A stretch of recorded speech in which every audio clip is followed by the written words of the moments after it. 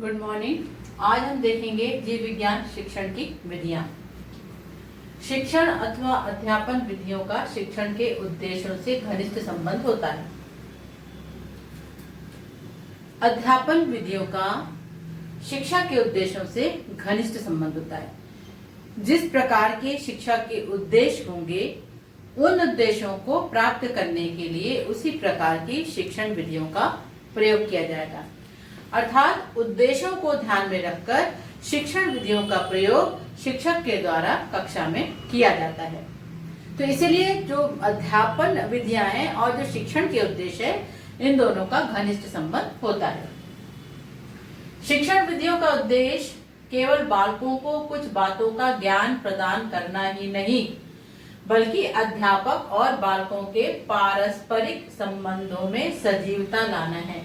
यानी जो शिक्षण विधि का उद्देश्य क्या है कि हम केवल बालकों को ज्ञान प्रदान करना नहीं है कि शिक्षण विधि के माध्यम से बालकों को ज्ञान प्रदान कर दिया, बल्कि इसका उद्देश्य ये भी होता है कि शिक्षक और विद्यार्थियों के मध्य के जो संबंध हैं उनमें सजीवता लाना होता है ना। शिक्षक और विद्यार्थियों के संबंधों को मधुर बनाना भी इसका उद्देश्य होता है।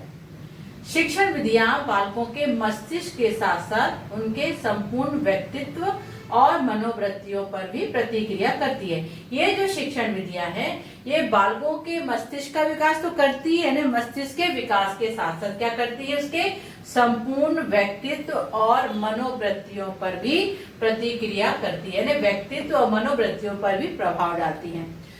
शिक्षण विधियों के माध्यम से बालकों का मानसिक विकास तो होता ही है, लेकिन साथ साथ ही उनके संपूर्ण व्यक्तित्व और मनोवृत्तियों पर भी इसका प्रभाव पड़ता है।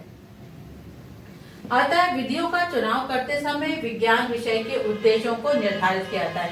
इसलिए जब विधियों का चुनाव किया जाता है तो चुनाव करने से पहले जो विज्ञान शिक्षण के क्या उद्देश्य है उसको निर्धारित किया जाता है, क्योंकि उद्देश्यों के निर्धारण के पश्चात ही ये देखा जाता है कि ये जो उद्देश्य निर्धारित किए गए हैं इन उद्देश्यों की प्राप्ति किस प्रकार हो सकती है, किस प्रकार की विधियों का प्रयोग किया जाए तो इससे इस शिक्षा के उद्देश्यों की प्राप्ति हो जाएगी। फिर इन उद्देश्यों को प्राप्त किया जाता है। इन उद्देश्यों के अंतर्गत बालकों का मानसिक, सामाजिक एवं नैतिक विकास आता है।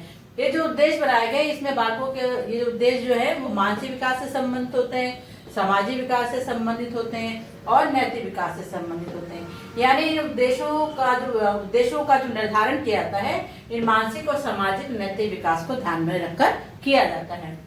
यह विकास तभी संभव है जब शिक्षण विधियां उपयुक्त व प्रभावशाली हो। तो ये जो मानसिक विकास को ध्यान में रखा गया है, सामाजिक उद्देश्य बनाए गए, नैतिक उद्देश्य बनाए गए, तो इस कब संभव है, जब तभी संभव है जब शिक्षण विधियां कैसी हो, उपयुक्त व प्रभावशाली हो। कहने का तात्पर्य है कि शिक्षा के उद्देश्यों को ध्यान में रखकर शिक्षक के द्वारा शिक्षण विधियों का प्रयोग किया जाता है और वो उस शिक्षण विधियों के माध्यम से विद्यार्थियों को पढ़ाता है और ये देखता है कि जो शिक्षण का उद्देश्य है वह किस विधि के द्वारा प्राप्त होगी और किस प्रकार से इस पाठ्यक्रम को पढ़ाया जाएगा, पाठ्य वस्तु को पढ़ाया जाएगा। तो इस प्रकार जो है विकास तभी संभव होगा जबकि हमारी शिक्षण विधियां उपयुक्त व प्रभावशाली होगी। अब हम देखते हैं विधि क्या है। विधि शब्द की उत्पत्ति लैटिन भाषा से हुई है जिसका अर्थ है तरीका अथवा रास्ता या मार्ग। इस प्रकार विधि से आशय क्या है, वैज्ञानिक ज्ञान तथा कुशलताओं को एक अध्यापक द्वारा अपने विद्यार्थियों तक पहुंचाने और हस्तांतरित करने के मार्ग अथवा तरीके से हैं।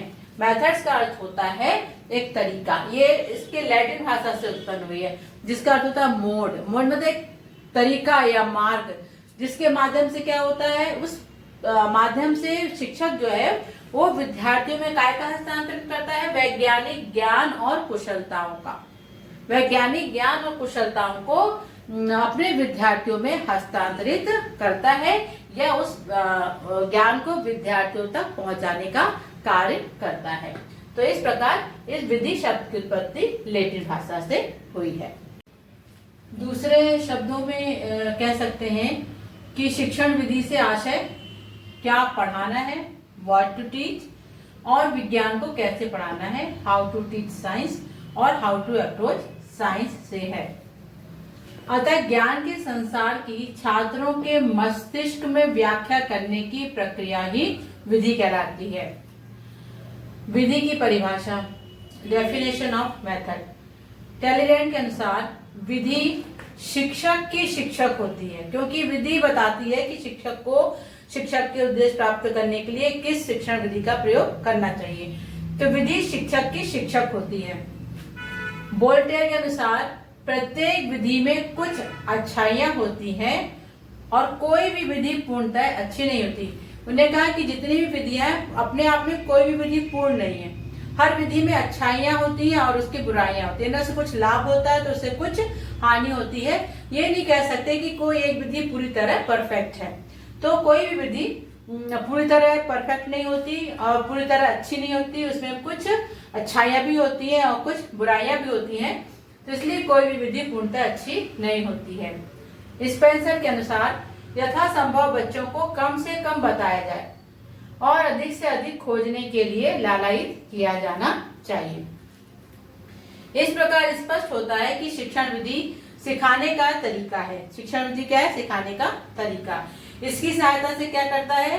शिक्षक जो है अपने शिक्षण का व्यापक स्वरूप निश्चित करता है। वो व्यापक स्वरूप निश्चित करता है, पाठ्य वस्तु निर्धारित करता है और वो उस जो पढ़ाना है उसको, उस विषय वस्तु को एक निश्चित क्रम में या निश्चित क्रम में व्यवस्थित करता है और फिर इसको निश्चित क्रम में व्यवस्थित करने के बाद कुछ क्रियाएं करता है और जिसके माध्यम से वह उस विषय के मतलब जो उद्देश्य है उस उद्देश्य को प्राप्त करता है। यानी पढ़ाने से पूर्व वो पाठ्य वस्तु को एक व्यवस्थित क्रम में निर्धारित करता है और वह यह निश्चित करता है कि इस विषय वस्तु को पढ़ाने के क्या उद्देश्य हैं और इस उद्देश्य को प्राप्त करने के लिए किस प्रकार की शिक्षण विधि का प्रयोग करना पड़ेगा। तो विषय वस्तु को ध्यान में रखते हुए और उद्देश्यों को ध्यान में रखते हुए वो अपनी शिक्षण विधि का प्रयोग करता है। इस प्रकार शिक्षण विधि शिक्षण के उद्देश्यों को प्राप्त करने का एक माध्यम होता है। तो आज बस यहीं तक, मिलते हैं अगले वीडियो में। Thank you.